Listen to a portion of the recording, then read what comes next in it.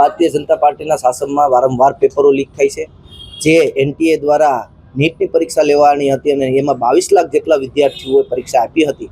એ નીટનું paper leak કરી અને સરકારે અને એનટીએ 22 લાખ વિદ્યાર્થીઓ અને એના મા બાપો સાથે અન્યાય કરવાનું કામ કર્યું છે। એક વખત થાય તો આપણે ભૂલ માની શકીએ, પણ વારંવાર જે પેપર લીકની ઘટના છે એ સાબિત કરે છે કે આ સરકાર પેપર લેવા માટે સક્ષમ નથી।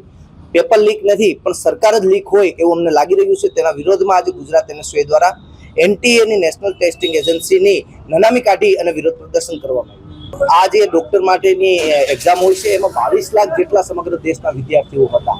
એ વિદ્યાર્થીઓ દિવસ રાત મહેનત કરતા હોય છે, ત્યારે આવા પ્રકારના જ્યારે પેપર લીક થાય છે ત્યારે એના ઉપર માનસિક સ્થિતિ ખૂબ જ ખરાબ થતી હોય છે અને વારંવાર થાય છે। ત્યારે આવા કોઈ પણ ક્રિમિનલ ઉપર જે પેપર લીક કરે છે એની ઉપર કોઈ પગલાં લેવાતા નથી।